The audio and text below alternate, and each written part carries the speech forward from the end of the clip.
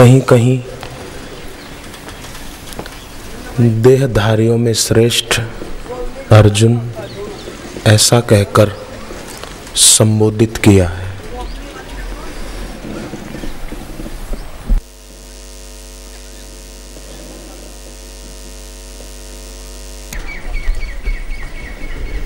देहे देह भृताम वरः, दूसरे अध्याय के 15वें श्लोक में यम ही न व्यथ्यन्त्येते पुरुषम पुरुषर्षभः सम दुख सुख धीरः सो अमृत तत्वाय कल्पते।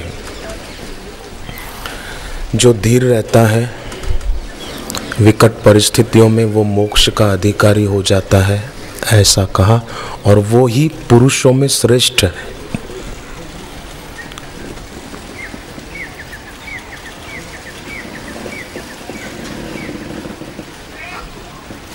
सौंदर्य प्रतियोगिताएं होती है ना, उसमें बोलते हैं कि ये विश्व सुंदरी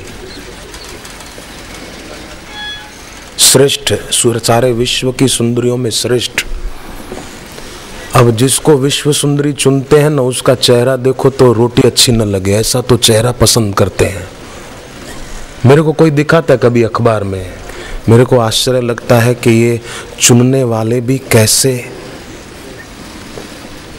उल्लू की आंख वाले व्यक्ति लगते हैं। इनके पास इंसान की आंख नहीं है। और अगर हो भी, चलो हो भी तो भी क्या, भगवान की दृष्टि में कौन श्रेष्ठ है? देहधारियों में, शरीरधारियों में श्रेष्ठ कौन? भगवान कहते हैं एक तो वो श्रेष्ठ है जो धीर रहता है, वो देहधारियों में श्रेष्ठ है।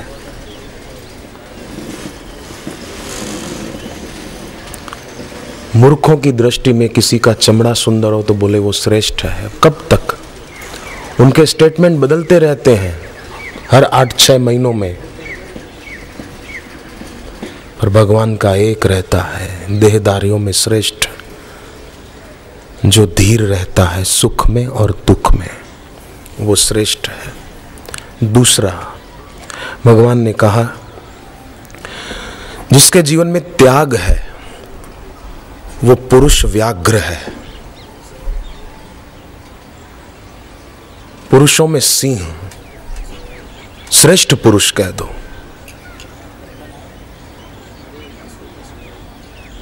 जैसे हनुमान जी के लिए लिखा है समुद्र पार करने का समय आया, तब लिखा है सिंह नाद करी 12 एक शेर की तरह हनुमान जी गर्जना कर रहे थे।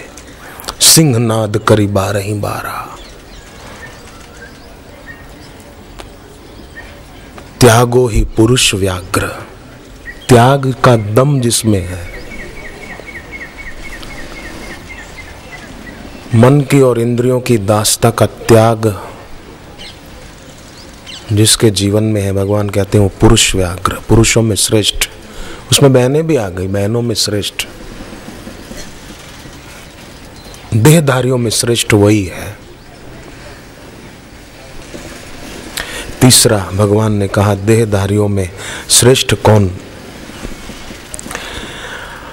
अधिभूतम क्षरो भावः पुरुषश्चादि दैवतम अधियज्ञो अवहमेवात्र देहे देह भृताम वरः। भगवान कहते हैं अर्जुन मेरे निश्चय को सुन, हे पुरुष श्रेष्ठ मेरे निश्चय को सुन। अधिभूतम क्षरो भावः, आंख को बोलते हैं अध्यात्म, जो दिखता है उसको बोलते हैं अधिभूत, जिसकी शक्ति से दिखता है उसको बोलते हैं अधिदेव, और जो इस सब में व्याप्त है उसको बोलते हैं अधियज्ञ। गीता की भाषा है ये, भगवान कृष्ण की।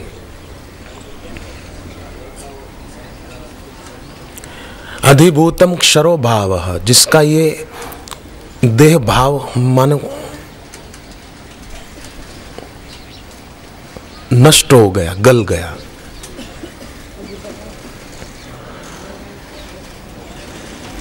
जिसकी अधिदेव के तरफ नजर उठी, एक जिज्ञासु ने एक संत को सवाल किया कि हम जब सत्संग में बैठते हैं तब तो अच्छा रहता है, परंतु फिर जैसे कोई किताब बंद कर दे सत्संग के बाद, किताब पढ़कर कोई बंद कर दे, ऐसे सत्संग के बाद फिर हमारा मन खिंच जाता है कभी किसी के प्रति कभी किसी के प्रति, ऐसा क्यों? तो संत ने तब उसको कहा कि देखो, जब आंख से किसी के रूप पर नजर पड़े और उसके प्रति आकर्षण हो तो तुरंत अधिदैव को ध्यान में लाओ। माने जिनकी शक्ति से दिखता है, नेत्र ज्योति के मालिक देवता सूर्य हैं, मन की आंखों से सूर्य देव का दर्शन करना, ज्ञानदाता गुरुदेव का दर्शन मन की आंखों से करना और प्रार्थना करना मेरी दृष्टि अधिभूत के तरफ ही न लगी रहे, मेरी दृष्टि अधिदैव के तरफ हो कि उसकी शक्ति से दिखता है, वो है तो दिखता है, तो जो दिखता है मैं उसमें सत्य बुद्धि न करके जिससे दिखता है उसमें शांति पाऊं। मेरी दृष्टि दृश्य पर ही सीमित न रहे, मेरी दृष्टि दृष्टा पर आ जाए, और जहां दृष्टि दृष्टा पर आई वहां दृश्य तिरोहित हो जाता है, और फिर कोई भी व्यक्ति हम साधकों की दृष्टि में आकर्षण का केंद्र नहीं रहेगा। भगवान कहते हैं ऐसा जो भक्त है वो देह देह भ्रताम वरह, वो देहधारियों में श्रेष्ठ है।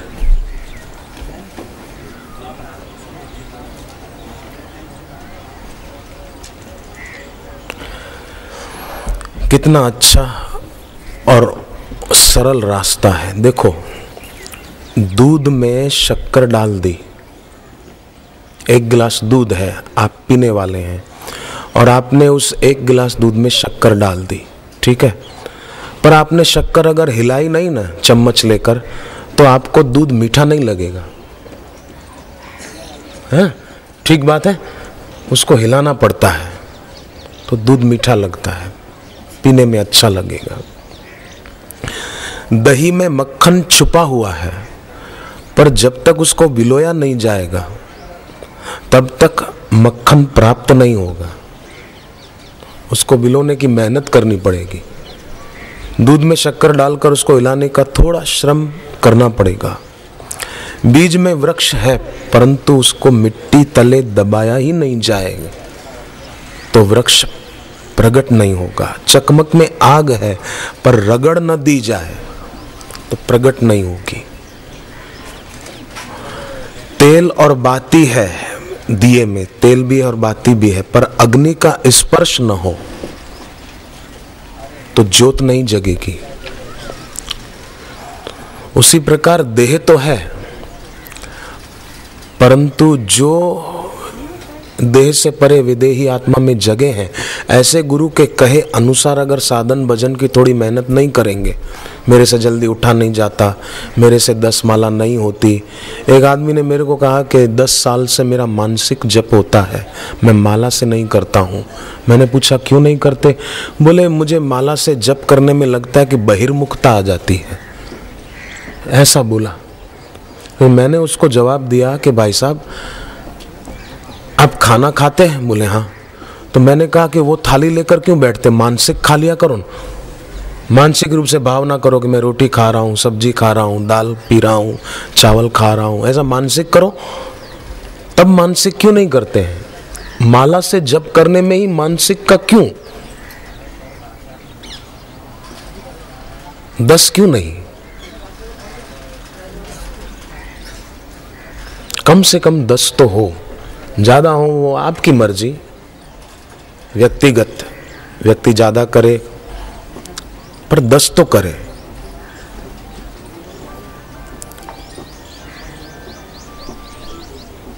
तो देहधारियों में श्रेष्ठ